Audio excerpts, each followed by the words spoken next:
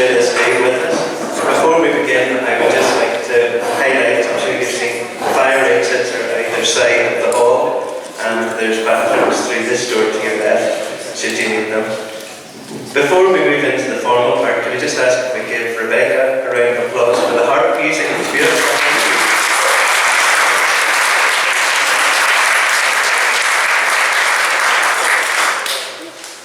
So now, a few speeches. I would first of all like to welcome the Mayor of the Causeway, Coast and Glens Borough Council, Sean BATESON.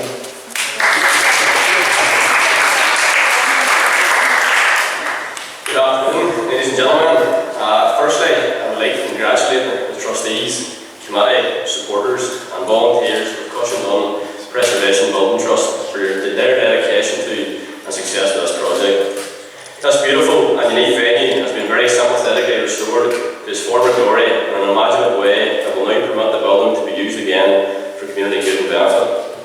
This new heritage, arts and community facility will be a wonderful asset to the villagers of CUSHENDUN, the Glens people, constituents from throughout the council area, and many that will visit from further afield.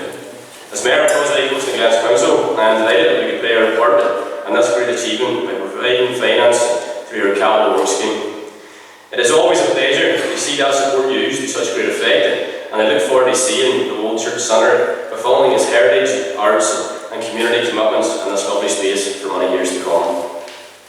On behalf of Causeway, Coast and Glens Council, I would like to thank Monica and her delegate committee and trustees for the 13 years' work they have already put into this project, and we wish them every success with all their plans for the future use of the Old Church Centre.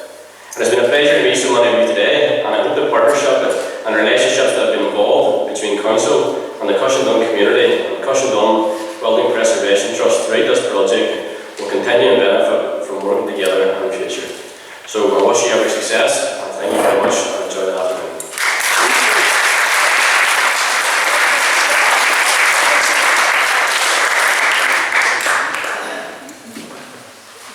Thank you very much, Councillor, for your kind words and for joining us today. The Building Preservation Trust is very thankful to Causeway, Coast and Glens, and indeed all our funders for helping get us where we are today. On that, I would like to now welcome Anna Carver, who is the Chair of the Northern Ireland National Lottery Heritage Fund. Thank you.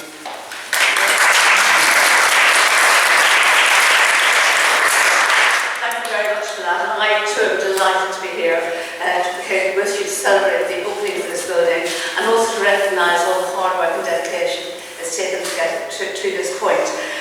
On a personal note, I'm not a Glens woman, I wish I was, but I'm not. But the area is really special to me. My grandparents actually met in Glenarm when she was a local teacher, he was a local sergeant. And as a child, I spent many, many holidays in the Glens and came to CUSHENDUN very often. So it's a place I've always loved and recognised the beauty of and the wonderful people who live in the Glens. I first became aware of this project quite a long time ago, actually, well over 2006, I think, when I was working at the BBC, and of course it took part in the BBC Restoration Village programme. And that actually was instrumental in creating some of the momentum to transform this B1 listed old church into a community venue, where visitors can connect with the area's heritage through interpretive displays and cultural activities. After a lot of hard work and development, you applied to the then Heritage Lottery Fund in 2017, and you got awarded a grant of just over £300,000 to transform this into a venue where visitors can connect with the heritage. It hasn't been plain sailing, I think we're all aware of that, but you've been terrific throughout it. People, this village and the committee in particular, who work with a real grit and determination, and when you stand here and look around this building, all you can say is thank God they did, because it's absolutely wonderful. We've travelled this project a long time in the fund, so we're delighted to see the restored church open and thriving as a community venue. We love projects that build new life into old buildings, and this CUSHENDUN church is a really fine example of that.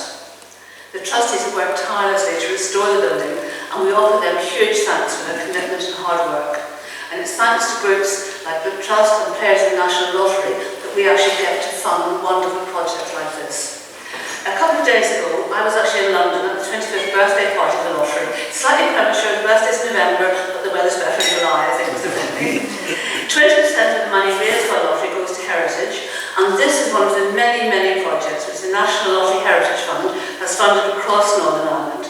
We've been staggering total of the 25 years of £244 million to more than 1,400 projects.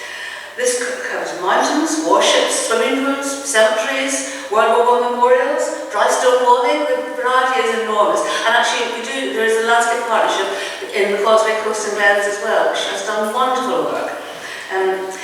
Neighbouring beauty things we've done: Templemore Bells, Ennisburn Castle, Antrim Castle Garden, Belfast Museum, the Nomadic, HMS Caroline, the Mourne Mountains, the Belfast Hills, the North Belfast Great Place, the Ring of Gullion, many, many more indeed. And we couldn't do it without you. We couldn't do it without your dedication. We couldn't do it without your hard work. And above all, we couldn't do it without people like you buying your lottery tickets. So thanks to all of you, and our very best wishes to the Church for the future.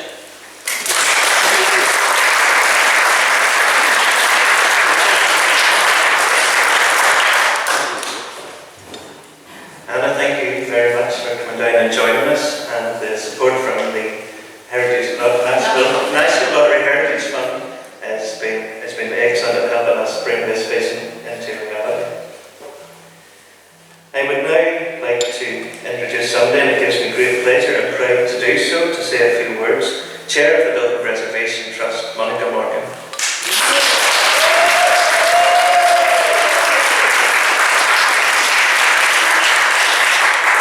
Good afternoon, everybody, and you're all obviously very welcome to Cushendun today.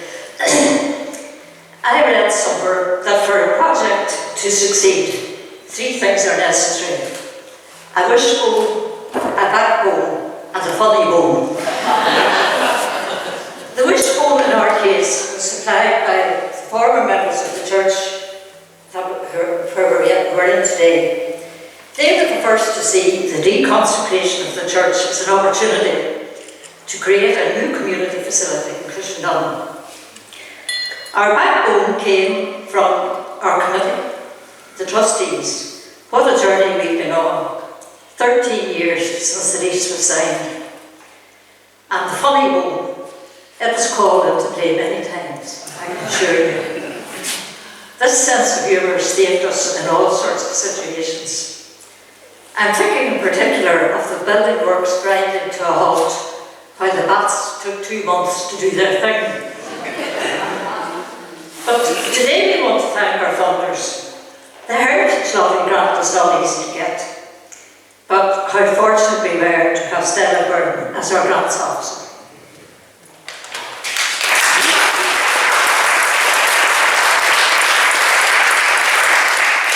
She always helped us to see our way around a problem, and she did it with a smile. So the Causeway, Coast and Glens have a strong emphasis on sustainability, and they put us through a very rigorous examination. But they gave us a lot of help in the process and sent people out to mentor us, etc., and we got there in the end. So thank you to the Causeway, Coast and Glens. The Ulster Garden Villages were with another funder, and they were extremely generous, and in the end they actually upped their contribution to help us to get through to the end. The Pilgrim Trust has funded the beautiful stained glass windows that we see today. And the Heritage Environmental Department reopened the time to allow us to draw down some money. So you can see it was a lot of work and a lot of funders involved. And where would we be without this funding? The church would now be a crumbling eyesore in the middle of Cushendun. Instead, we have a restored building with a modern, fit-for-purpose facilities, including a state-of-the-art environmentally friendly heating system. And this building is now set to be a vibrant community centre in the heart of the village. We have many former members of the Church of Ireland with us today, and I welcome you all. It must have been a difficult experience for you to see the church be deconsecrated. I can remember the church bell ringing here when I was a child. It seemed to ring for hours on a Sunday. Mildly irritating because our own chapel bell only seemed to ring for about 3 minutes. But we appreciate the support we've had from you, and rest assured the graveyard will be carefully looked after and attended to. The Catholic community in Cushendun is looking at the reopening of the old church with a mixture of emotions. As many of you know, the Borough Hall is facing an uncertain future. The parish is already repaying a heavy debt and we never able to fund restoring the hall. So I know this building will never replace the Borough Hall, but I hope it will turn out to be a good alternative. We have already several events planned for the coming months. Taster days during Community Week, Runaway is booked for August, and regular film shows are planned. Derry drama staged to play here once, and it was a rip-roaring success, so we hope more of the same will be in the pipeline. The building is going to be open for 12 to 4 on Saturday and Sundays, and we will be providing tourist information, and we'll have a little outlet centre selling postcards. People can come along and enjoy it. Now I want to thank some groups and individuals.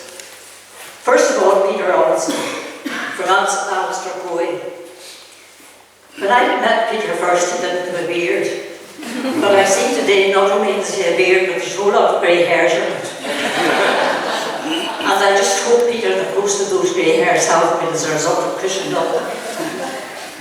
But he worked tirelessly with plans to blend the extension into the old church, and I think he's made a wonderful job of it. Thank you, Peter.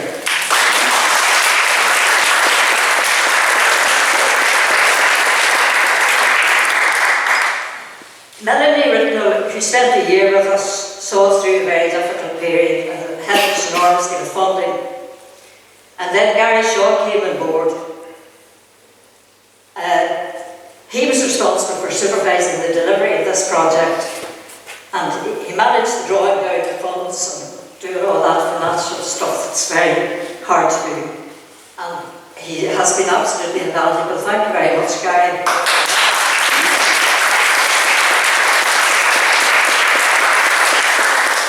We now have Regent Butler, who's just settling in, and we look forward to a successful time with her. I would also like to thank the National Trust. They have helped us on an almost daily basis. Frank, Gary, Gareth and Kevin. And we look forward to continuing a good relationship with Glenora House. And finally, I want to speak about our trustees. Because it's a CUSHENDUN Building Preservation Trust, members of the committee are called trustees. So first of all, Katy English, she has been the driving force. She cares really deeply about the heritage of this area, and she has dedicated herself to preserving it. Her contribution to the project is really only extraordinary.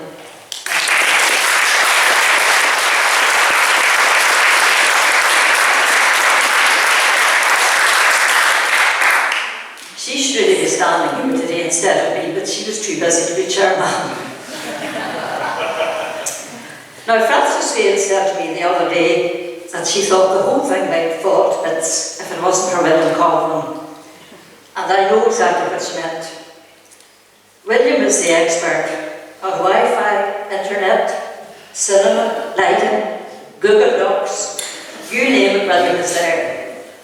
And he's not behind the door and choosing colours and paints. And doors for kitchens as well. So, William, thank you very much.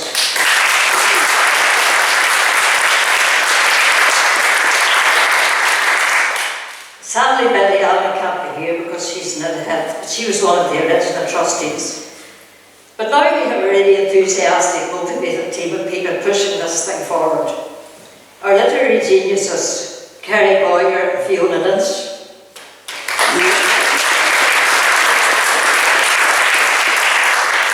Our artistic director, Marie McAllister. Our highly qualified press officer, Sarah McCurdy. Tara McHugh, our film director par excellence. Our Peace Corps expert, Bernard Collin. And then we have Tony and Frances Vale, who are practical, sensible, and very generous with their time. Thank you.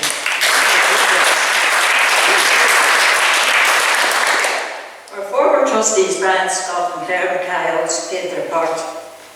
And of course, we can't forget our other trustees, Patrick Casement and Hector MacDonald, who are always in hand and supportive and nice. So I think that this thing is not going to fall to pieces as somebody predicted, but instead it's going to go from strength to strength. I think we have a great future in front of us, and with everybody's help and backing, I think we will get there. Thank you.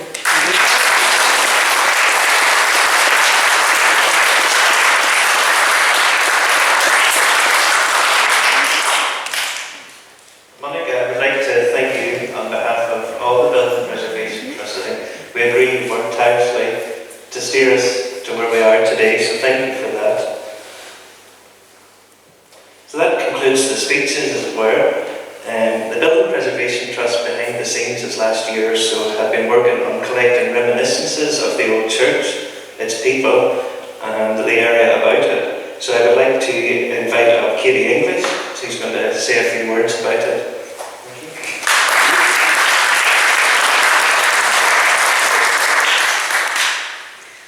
Hello everyone, this is the last speech, so I'll try not to be too long.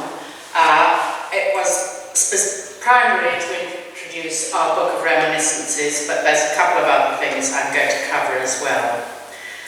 Our group is called the CUSHENDUN Building Preservation Trust, but early on in the project we realised that it wasn't enough simply to preserve the building. We also needed to preserve the stories and memories associated with it. Today, as well as opening this beautiful building, we're also launching a book of reminiscences.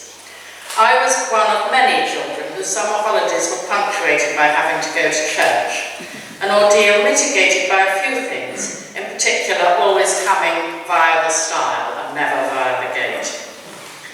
My memories of the church are so integrated into my history that it's never occurred to me that they needed telling. But this is the thing with memories, you don't realise how precious they are until they're gone. The stories in the collection, the stories in the collection, which were recorded by Melanie Rintoul and have been beautifully edited by Fiona Lynch, are personal recollections, verbal memories of its people, the church, and its place in the village. These are stories which would otherwise be erased by the building's new role in the community. So we've got plenty of copies of this. If anybody wants to take one when they go, they are free. They are one of the many sort of softer heritage projects that our funding from Heritage Lottery has enabled us to do. We're extremely grateful to the National Lottery for that funding, and there have been a few projects. Last year we produced 2 films about Fettridge's Dance Hall. This was a project, the films were the work of a group of young people, guided by Tara there, and they're stunning films.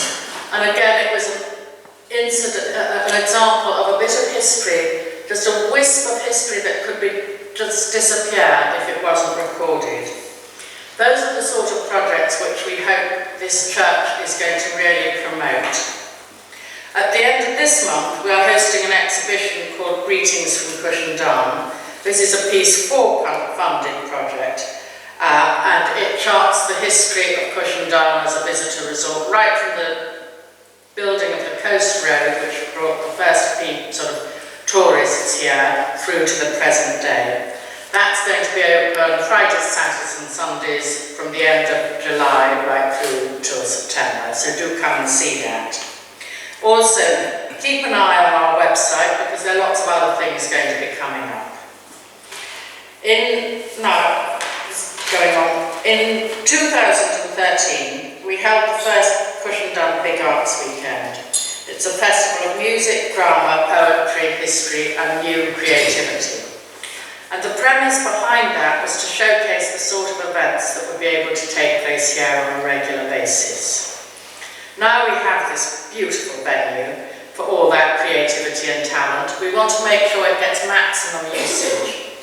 So if anybody has any ideas or plans, has a notion that this would be a great space for something, a book launch, some music, a film, whatever it might be, a seminar, just a gathering, come and see us.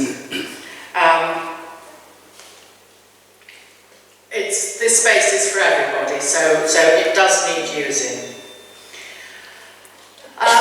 We have a part-time administrator, Regine, who is going to be here 3 days a week, just for a few hours. And if anybody does have any ideas, she is the person to come and see. She's going to be fantastic. But she isn't superhuman, and it's still our responsibility to make sure that the doors are open, that the place is welcoming and lively and a great space to visit. So if you or anyone you know is a couple of hours a month free and would like to just come and sit in the church, it's very peaceful, it's a very nice way to spend a couple of hours. Do talk to Regine. We really do need your help. Now, I'm nearly done. CUSHENDUN has got a wealth of very talented musicians. For those of you who don't know Sean Quinn, Sean is a brilliant accordion player and has been collecting and recording traditional music and song from the Glens of Antrim for many years, which is again preserving another ephemeral aspect of our heritage and culture. Sean is going to present Singing the Glens, some traditional songs from the Glens of Antrim. When I've finished speaking, they're going to be just a 15-minute gap while he sets up. And that for me is a sort of perfect convergence of somebody embedded in the community who has brought together arts and heritage. We also have, just when I shut up, Neil Hall, who has written a poem about the church. He wrote one many years ago when we first talked about trying to get this place restored, and he's written one especially for today, which is going to be lovely. I've got just 2 more things to say. Firstly, getting funding. Getting funding is always hard work,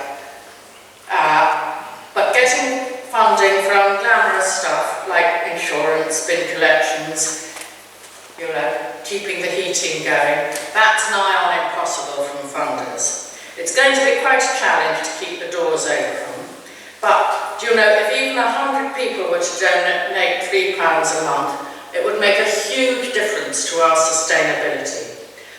We do have a website, and there's information about donating to us on that. So, I'm just saying. And that just leaves me with one most important thing to say. Monica Morgan. Monica has chaired the CUSHENDUN Building Preservation Trust through the very choppy waters of this project with unceasing energy, with unflinching determination, with good judgment and with good humour. We would not be here today without her. So could we please give Monica a applause?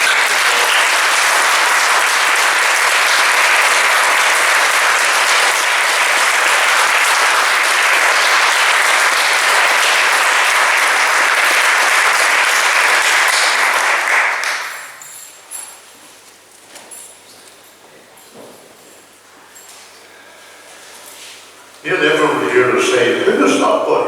Never saw him before. I'm from the far side of the hill. I'm from a part of the country called DERRY, above Brisbane. Was our family did a tour of Ireland in the late 1880s, had the same surname as me, no Lilton, of course. And they wrote a little article, a little paragraph on every place to visit. And in very, was about 3 lines. An area of poor ground and different farming, poorly educated and rough people. The only building of note was a little meeting house. I mentioned just quite recently from the area. I sort of said, nothing much has changed. Anyway, I decided to write a little verse. don't be too concerned, it's not just big handwriting. From a point of view of the building and the development of this. I was last year in London, I didn't care to think, and this is dramatic, it's absolutely beautiful, it's a fantastic job, and I would like to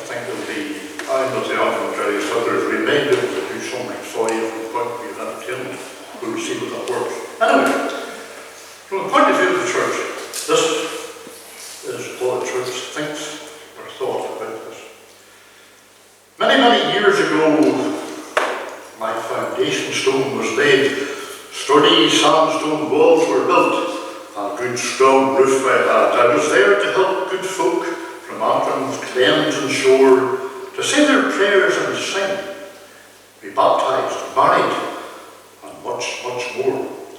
Clergy came and went their time, for generations ministering to their flock.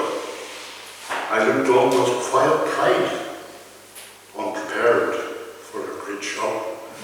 People died, some moved away, numbers dwindled to just a few that crossed my threshold week by week.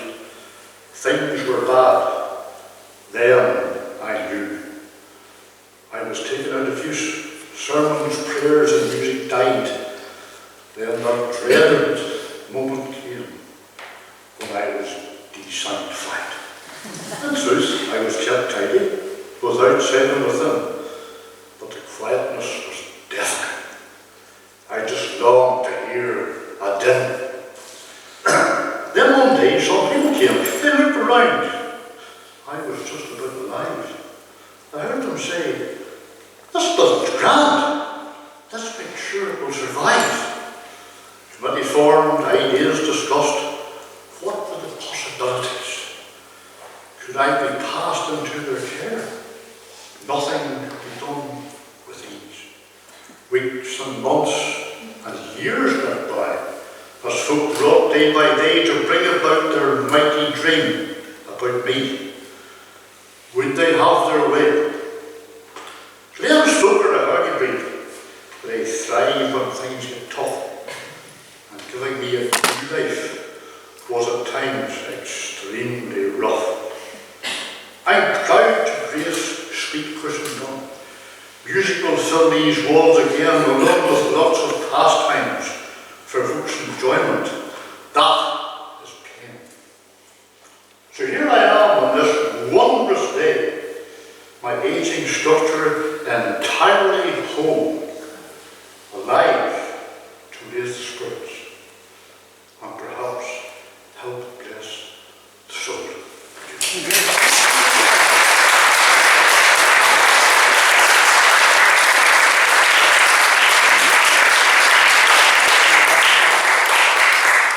Thank you very much for that. It was beautiful and very entertaining and interesting to hear from the point of view of the building, which is maybe overlooked in a lot of cases.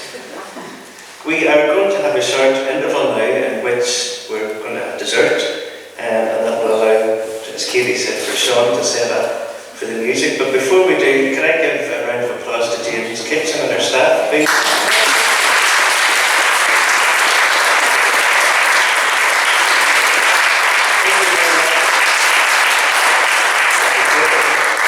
That's all you're going to hear from me from now, so don't rush off. There's a bit of entertainment and dessert will be coming through very soon. Thank you.